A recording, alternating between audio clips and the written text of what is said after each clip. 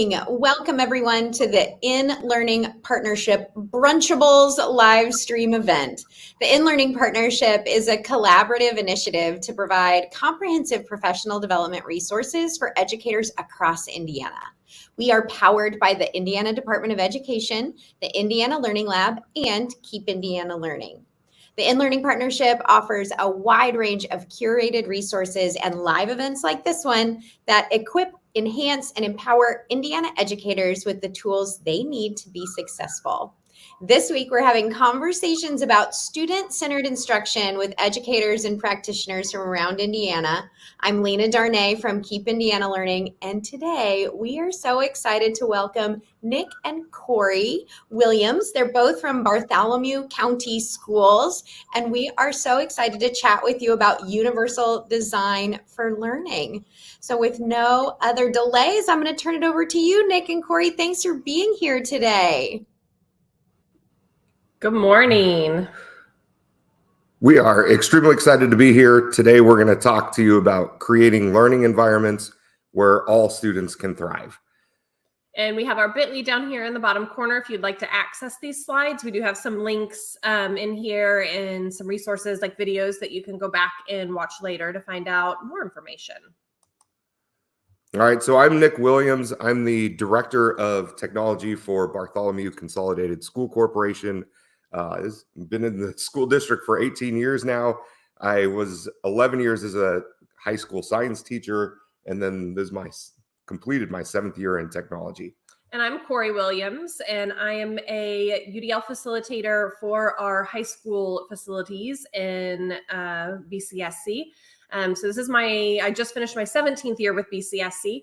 12 of those were as a classroom teacher. I taught 1st grade, I taught 7th grade science, and then I've been a UDL facilitator for 5 years in elementary and secondary. So I've worked pre-K through 12 classrooms in our district. So today, what we really want you guys to understand, thank you for joining us, is to really gain an understanding for universal design for learning, the framework, and then how you can apply it in your classrooms. BCSC has Universal Design for Learning as our framework for instructional practices, and we've been there for over a decade now. So we'd like to share just a little about how we, kind of use UDL guidelines to best serve all of our students in the classroom. So one thing we like to use is something called retrieval practice. And so what we want to do this morning is a brain dump. So if you're watching this later recorded, pause your video. If you're here with us live, just take a second here to think about everything that you might know about UDL. And when you use a brain dump, this is something you can use with students or professional development, but it's just kind of a way to get students thinking about everything that they might already know. And when they put this down on paper, it can be words, images, symbols, they can draw arrows, lines, however that concept or idea is represented in their brain, they're putting it down on paper. So just take a second to kind of think about what are things you might already know, words, phrases that come to mind when you think about UDL.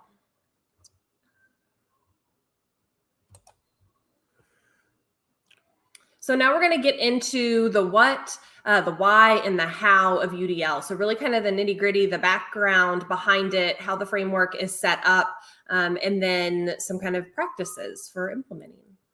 So universal design for learning really comes rooted from universal design. And this is something that all of you should be familiar with.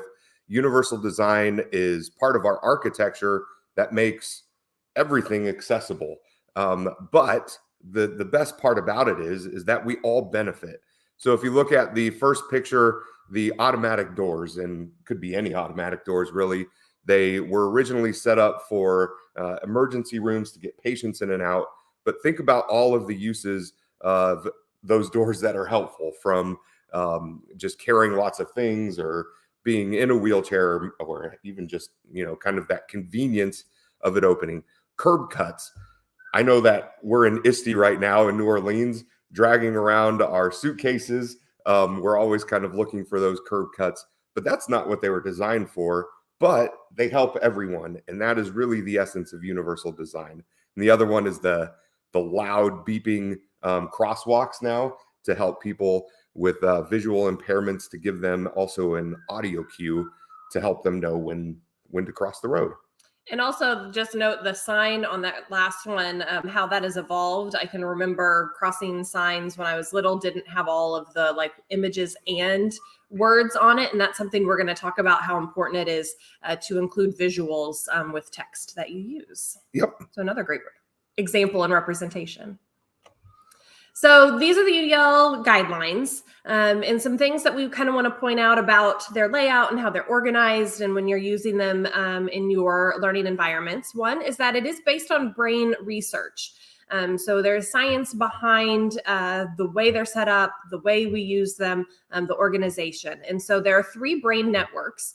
And so each of those different colored columns represent to one of the networks of the brain. And then each of those networks is associated with one of the principles of UDL. And so then each principle, we see the engagement, representation, and action and expression, is broken into 3 guidelines. And then each guideline has checkpoints below it. And those checkpoints are really the kind of how to implement that guideline, the things to consider, the things to think about. And the goal of the whole thing is just like in universal design and architecture, it's about removing barriers and providing access. And the key thing here is that it's for all students. All of our students are benefiting when we put these things in place. So what would help one student, instead of just implementing that strategy for that one student, implement it for everyone, because there are others in your room who would be more engaged or connect with the content more, help with comprehension from those different strategies. The other thing with the organization is there's not just the columns here. The rows are also key. And so the top row you'll see says access. So that's really more kind of teacher heavy, where the teacher needs to do a lot of things to provide that access for the student. And then build is going to be more of kind of with the students. You're building those things. It's things the teacher's going to do or provide, but it's also ways that students are going to interact and be working with the content. And then the last line is that internalize. And the goal would be that that last line would be the things that the students are doing. So it's almost thinking about that as the I do, we do, you do in those rows as well. So we have the columns, but also the rows are kind of key in the organization as well. And there is a video on the bottom of this. And again, if you are able to get into the slides, it's the myth of average. And it really does a great job of showing kind of that no student fits in a box, and essentially that we really have to design to the margins as we move forward here. There is no average. If we're designing for the average, we're not designing for anybody. So again, this is a video that you can come back to later. If you've not heard of Katie Novak, she is fantastic. We've had the opportunity to meet her and present with her before. But this is just a great intro to UDL dinner analogy about, instead of designing individual meals for everybody coming for a dinner party, you design a buffet of options. So every person coming to your dinner party can engage in the meal, can eat and get what they need. And then this is just another graphic of UDL that we really like with the images to, again, kind of help show what each of those different guidelines mean.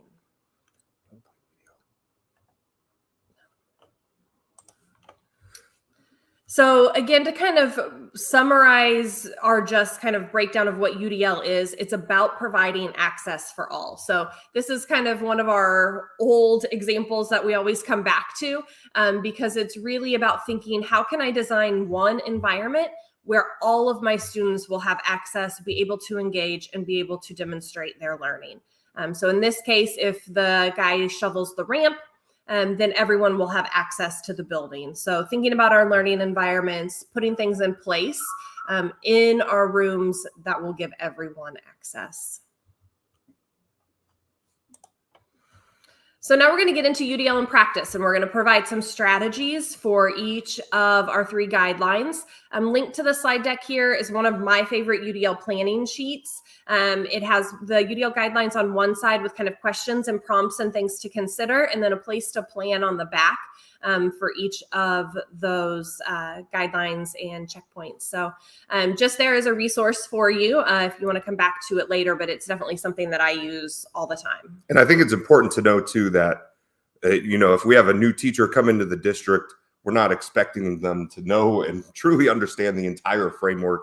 We start with the environment, and that's what that planning sheet really kind of helps. It's the basic things that you can do to set up your environment, not necessarily plan out every lesson plan and make it all very universally designed, but making sure the environments are key. Absolutely. That's definitely where we start. So first we'll talk about engagement, because on the UDL guidelines, engagement's the first column. It didn't used to be. They rearranged the guidelines because engagement is the most important to kind of start with. Because if you don't have engagement, if your students aren't engaged in the learning environment, the other things, the representation and the expression, aren't as important. You've got to have your students engaged first. And so engagement is the affective network of the brain, and it's really the why of learning. Why are we doing this work? And when you have truly engaged students, you're going to have purposeful and motivated learners. And so some things to think about when you're thinking of if your students are engaged or not. Does everyone know the goal and the why of what you're doing? Does everyone have voice and choice somewhere in either the lesson or the classroom? Are there opportunities for connection and community building? Can students self-assess and reflect? And is there a way for you to get feedback from your students? And then when we talk about engagement, I always have to kind of pull this in as well. So there's different almost kind of levels to engagement. We have compliance, where when you look at the classroom, your students are doing the work. They may even be quiet and busy, but they're just doing the work to do the work. They're not truly engaged. So you're going to see students completing work, following directions, but you're going to hear things like, how many points is this worth? Or will there be a grade on this? Meaning they're just doing it to get it done. There's also then entertainment. What you might see is students watching or listening to something.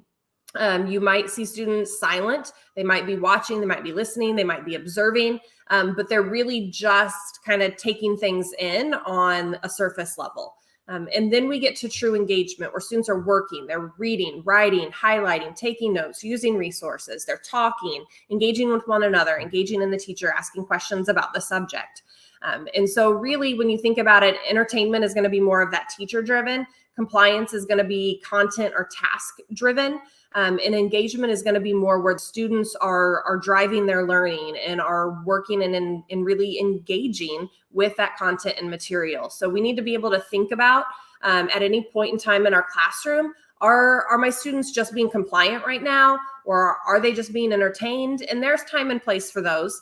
But what are ways we can make small tweaks when we see those things happening to make our students more engaged? What are questions that we can start asking if they're just being entertained? How can we pause that entertainment, throw in some questions, some total participation techniques, Kagan strategies to get students more engaged? If they're just being compliant, what are some options we can provide? Do they know the goal and the why that's going to make them more wanting to do the work instead of just doing the work to get it done?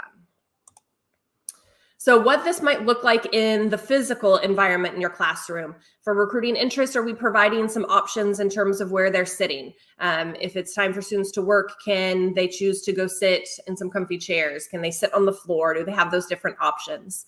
Do we have the goal posted, and is it referenced and referred to during the class? And do students know the why? And then we've linked some goal writing tips there from CAST. And then teaching classroom expectations is so important for minimizing threats and distractions. Students need to know what the behavior expectations look like. What am I supposed to be doing? What does it look like? What does it sound like? What does it feel like if I'm doing what I should be doing in this classroom? Sustaining effort and persistence. Are we providing opportunities for collaboration? Do we have a schedule posted? And with our schedules having visuals, we are huge fans of the Noun Project, putting emojis, GIFs on things to draw attention to certain things. And then self-regulation, encouraging growth mindset, having calming corners, exit tickets or rating scales. And then again, we've linked some resources for there. So as we're going to move into the kind of virtual environment, but our district, in terms of technology, kind of think of it as a tool to help enhance our UDL practices. So on some of the physical environments, there will be technology in. And as a technology director, I can, you see all of the benefits of technology being used in the classroom. But of course, over the last few years, it's been increasingly important to design your space online for students to be able to navigate and be engaged for online learning. And that could be e-learning in the state of Indiana, or just kind of a blended environment as well with the classroom. So this is a snapshot of our LMS, but you could be in any LMS and it look the same, or at least be similar kind of framework around engagement. There is also a readiness checklist from our instructional technologist, Brenny Coomer, that's linked here. But what we learned throughout this is that students need a consistent, and families need a consistent template for that navigation to be able to be easily accessed. So if you're a high school student and have several courses throughout the day, or middle school, we had several courses that looked a little different, and now we have a template that it all looks the same. Everybody knows where to start when you go into your course. So we look at it almost like a building going into the school. They need to know where to go, where to find help. So this is a personalized introduction from at least a quick bit from one of our secondary teachers. This also shows where they have past lessons, and almost most importantly, where they can get help. So Ms. Fountain has put up her information here so that you can get the students know to get help whenever they can. And then when you get into the lesson, the goal, it always starts with a goal. Corie talked about that with engagement. What is expected of me? What am I going to try to accomplish today? And this one does a good job of even putting steps out. So again, they know exactly where to go. And then there's pieces on the right, resources to help them accomplish those goals step by steps, so that, again, those students keep engaged. And then hopefully, as we talk about a lot, have the options to kind of keep them engaged, so that they don't reach any barriers in that virtual environment. As we know, that is definitely some things that people seem to be like, oh, I love technology, or it's really hard for me, but making sure they have options to be successful. And one thing, if you can go back there with the goal, and you can see she's got the Y posted here. We almost consider that kind of a level up. So if you're not currently posting the goal, start with posting the goal and then get in the habit of that, and then add the why. But it doesn't have to always be on the teacher to come up with the why. You can ask your students, what do you think is the reason why we are learning this? You can collect that as an exit ticket the day before, and then use that to kind of compile a why to post for students for the next day or for the next unit.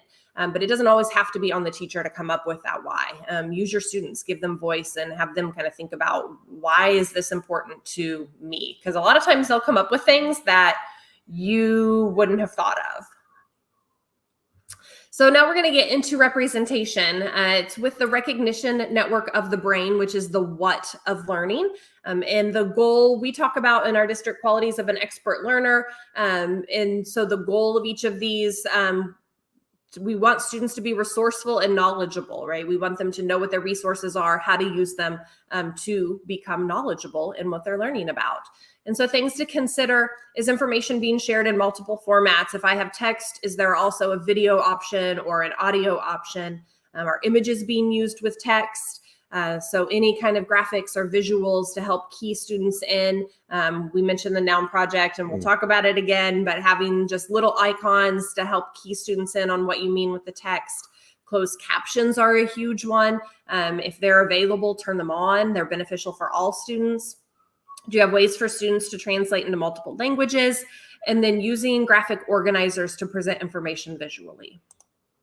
So in your physical environment, again, closed captions are huge. So at least in our district, we're a Google district. So all of our teachers have YouTube accounts. So any video that they create, they can, within a couple clicks, upload to YouTube, and YouTube auto-generates closed captions. It also auto-generates transcripts that you can then print for students. And so just turning those closed captions on, or providing the option for the transcripts, helps students. really be able to take in that information. Using images and icons in addition to written text. I really love, like, anytime I'd have something where my students had to write, I had an icon of a pencil. Anytime it was something they had to read, it was a book. And so they know when they see that image, they're going to need certain materials, or it keys them in on what they're going to be doing. Having audio and video options, tactile options like manipulatives, and text-to-speech access. And in our district, we use Read Write for Google, and all of our students have access to that, not just students with IEPs.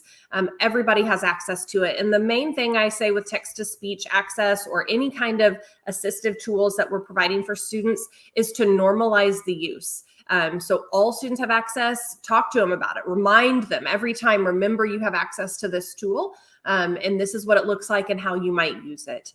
We've linked a translation spreadsheet there where you can type a word in, and then there's codes for just about any language you could want to translate, using word walls that students help create with visuals and definitions and examples. Again, the Noun Project we love for visuals. And then comprehension, we've listed some strategies there from different graphic organizers, anticipation guides, and an activity called hexagonal thinking. So moving into more physical environment stuff here, go ahead. Again, this is just kind of some checklist things and key things to think about when you are designing your physical environment. The checklist, if you have not used it, I'm a huge checklist person, but it's super helpful for students. And just this past year, it wasn't just spreadsheets. You can do that on Google. You can do it on a Google Doc, but you can create one, force a copy out to students, and they can actually check off things as they go. The other thing with instructions, concise instructions, as kind of simple as what students need to know to be able to complete the task. If it's super long instructions, they're going to read the first line and then kind of be done. And it might be too overwhelming for them to get started. And so that too, just kind of the amount of technology already in use for representation. I think technology helps, especially the students in the margins. So if you give a student a piece of paper, there's not a whole lot of accessibility that you can do with it. But if you have those resources online, you do have options, or students have options that include language options, read aloud, all of those accessibility tools that make that environment much more accessible for those students. So this is a lot of images here. But in terms of online representations, lessons we've learned is just making sure that you have a variety. You can't control their home environment. You don't know what their internet connectivity is like. You don't know what time of day they're going to be coming in. So making sure that you could have synchronous, but also asynchronous options, making sure that the resources are easy to find and that they're varied. If you put up a ton of YouTube videos, whether they're yours that you created or not, that's going to be a barrier for some students in that virtual environment. So making sure that you have those different choices, kind of a low broadband, high broadband kind of range to look at when giving those resources. But the principles are all the same. You need a variety, whether it's text, whether it's video, maybe it's a podcast, audio, options for those students to learn best in their environment. And again, when you don't control their environment, when they're at home, it makes it that much more difficult. There is a list up here too of some of our favorite UDL tools, kind of matched up with the framework, but they're tech tools to kind of help there. So here's some just examples of more of an elementary. There's a lot more graphics and hyperlinks, making sure that, again, parents and students know where to go as they go into the lesson, or at least those pieces. Here's another look. This is a planner in our LMS, but the teacher has done a fantastic job in terms of making sure, again, there's lots of different types of resources for students to learn from, instead of just this is it. And if it's a barrier for that student, then they're basically stuck. So those options help students be successful through representation. All right, so on to our last one here with the strategic network of the brain. We have action and expression. And so this is the how of learning, and where we are developing students who are strategic, So they can kind of create a plan and a path for their own learning, and they're goal directed. So they know what the goal is and they're going to figure out how to get there. So thinking about, does everyone have access to those assistive technology pieces? Are there options for how to engage in learning new skills? Are resources stored in an accessible, organized format and location? And is there choice in how learning and mastery is demonstrated? So in our physical environments, we're going to incorporate activities that include physical movement. And so some of these images here to the side are going to be links. So these are some different cooperative learning strategies that could also involve movement. Are we utilizing brain breaks? And again, this links to a slide deck with a lot of different brain breaks that are really quick, easy, no prep. Can pull in some different things to make sure, all right, for every 15 minutes of concentrated work, our students have a couple minutes to kind of break, decompress, and then get back into the work. Are we using physical manipulatives? Are there things students have the option to actually pick up and move and touch? And then are we using scaffolds with that gradual release, that I do, we do, you do model, where students have that guided support to get to the point where they can do it independently? And then checklists are huge for executive function, rubrics, and exemplars. And then there's a link there for a blog for our colleague, Brittany Coomer, for how to create checklists for your students. So this is where, again, I think the digital world can help a lot in action and expression. So what we try to practice, and I was, when I first started teaching, I'd say, okay, everybody make a poster. We had the means built into the kind of lesson, but the goal was to show you, let's say, what a mitochondria looks like or something like that. So what this world has opened up to are all of these great resources, and these are hyperlinked to some of my favorites, but put that ownership in the students. You don't have to be an expert at all of the tools out there, but if you allow them to use resources that they're comfortable with, that they know, maybe they're just using their phone to create, but have them be able to use those digital tools to create, and watch them go through that process, watch them kind of adjust, get feedback. The amount of kind of time a student can put into creating pieces, like our own daughter has done a great job through learning some of these digital tools and creating great products. But you do have to give up some freedom as a teacher. But that was kind of a big leap going into this action and expression part of UDL, is it's okay that not everybody creates the same project, as long as, again, my example, good or bad, is showing me what they know about a mitochondria.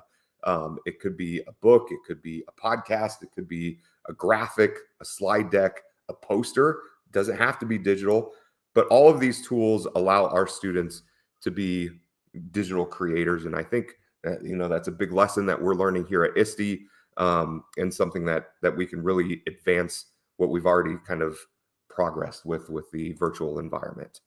And so I think one of the things you said there was key, because it takes us kind of back to the beginning with engagement with the goal, is when you're writing that goal, it's what information the students need to learn by the end of that day, that session, that lesson, that class period, without the means embedded, without the how. So in your example, maybe they're telling you what they've learned about how mitochondria works. That's the goal, is that they are able to, or that they know and understand what a mitochondria is and how it works. But we don't put that in there and say, understand how a mitochondria works by creating a poster. So the goal really is about the knowledge and information that the students are going to learn, not how they're going to show you that they're going to learn that. We don't want that. That's what we mean by saying we don't want the means embedded in the goal. And I think, so for closing here, I know we're running out of time, is just to make sure everybody's doing something that fits into this framework. Where are you? Figure out, reflect on some of those pieces of, like, okay, I'm already doing this, this, and this, but where can you grow from there? And the graphic organizer that Corie had early on in this is great starting point to just think about where you want to be, how you can further develop your environments, virtual or in person, and really have this classroom environment that is accessible for everyone and that everyone benefits, just like we talked about with the curb cutouts. If you give everyone these tools and framework and environment, then everyone's going to benefit. And that is the key to UDL.